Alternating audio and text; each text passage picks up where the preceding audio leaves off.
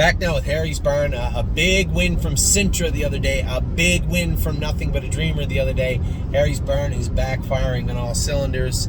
Arches Rainbow, second in Sarnia. I'd love to see them go 30, 101, 130 and 2, 59 and 4. That'd be cool. 28, I think, softened her up on the end of it. She's been racing okay. Just a very nice filly to watch. I would like to see her do a little more, but I have to. There's always that voice in my head saying, "Don't be greedy." You know, this is a filly that probably wasn't supposed to race, ended up getting to the races. Just let her become a nice horse, and I think we will at some point. Like I don't think I'm going to sell the filly at all. I think at some point I'm going to rest her a little bit and aim for the fall into the winter with her. We still have those autumn stakes and those winter stakes with her, and I think as she's a very lanky filly. As she gets a little bigger, a little bulkier, a little stronger, I think she's going to be a better horse. I might be wrong, but I don't think I am. Bolt Power has been racing great really since the day we bought him. Was flying on the end of it the other day. Very impressed with what I've seen from this horse. Brave World, again, at some point, Brave World's going to be up for sale. You guys know that. We've had him for 3-4 years now. He's done a great job for us. Nice horse to watch, but he can't race great forever. And probably not going to be with the stable this winter. Maybe not this fall. We'll see. But for now, he continues to plug away and do the best he can. Century Invictus. Here's a horse that probably will. I'm back on the hunt again.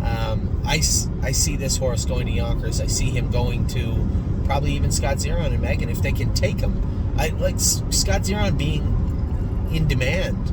Can't just take horses on that pigeonholes him to racing that horse instead of another horse. So if there's somewhere to race Century Invictus where you think you can win, which I believe there is at Yonkers, then by all means take him there. He's going somewhere. I think this will be the last week for Century Invictus in Ontario. I'm almost certain of it.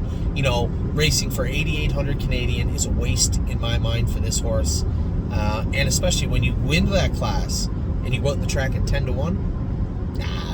And that's certainly not Harry's fault. It's not anybody's fault. It's just circumstances in Ontario. I think this guy needs to be somewhere else racing on a more full-time basis, and I think that will take place this week. Locatelli back now. I'm super excited. I mean, I don't need to drive him. It just turned out that probably it was an okay fit. I thought that Sylvain would be a better fit, to be honest. But Sylvain was taken, so I'm going to end up driving Locatelli on Monday. Excited to drive him. He's just a beautiful horse, and I can't wait to see him race on Monday and sit behind him. No free lunch. A lot of people saying, what's going on with this guy? Honestly, guys, his blood was screwed up, and it still was screwed up the other day. So you can say, well, we're going to race him. He's going to race like shit. I can guarantee he is. So we're trying to get his blood squared away. His differential, those of you that are horsemen out there, I don't want to explain it. His differential was flipped, which is almost inevitably him getting sick or being sick, and you have to wait till it flips back. So there's 5 levels the way that the blood chemistry is broke down. Lymphocytes and monocytes, I think. I can't believe I'm drawing a blank. Should be like 60-40, and it never is. It's like 58-32, and then a bunch of little numbers down here. But it should always be 60-40. It would be perfect. His would be 40-60, right? Or 40-50, and then a bunch of numbers elevated underneath. It just means his body's fighting something, I believe, and he wasn't right the other day. So I don't know if Harry's training him light. I believe he is, but he's waiting for this blood to come back around. They've tried a number of things. They've warned him. They've given him a medication called Xstem, which is supposed to be an immune stimulant.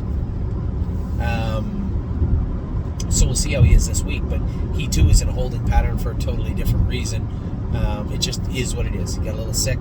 Hopefully he's better this week, and when he's better, he'll be ready to go.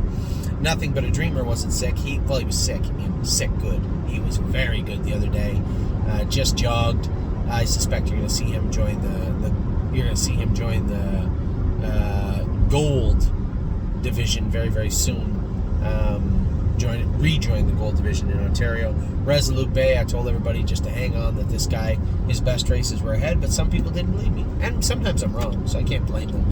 A lot of people sold shares, dumped shares. There was a fire sale on Resolute Bay, somebody said the other day. I don't follow the market that closely, but they said there was a fire sale on Resolute Bay, and I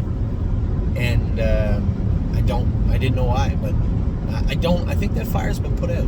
since the other day when he was second in 55. I think people realized that maybe there's a lot more there to offer than people thought. I thought the horse raced good. I was just super impressed with him the other day, and I think he's going to get better. And Sintra, talk about a classy horse, man. You don't get much more classy than that. Just such a nice horse to deal with. He looked good, he raced good, and I hope he continues to race good. Harry Poulter's just done a tremendous job with him. Sylvain's done a great job with him. Just very impressed across the board with this horse. So that is Harry's Burn. Again, if I missed somebody in here, please cut me some slack. A little bit of slack. We still got a lot of movement going on. I didn't talk about where is this horse? Well, technically, How the Hell is not with us yet. The horse hasn't got to us yet.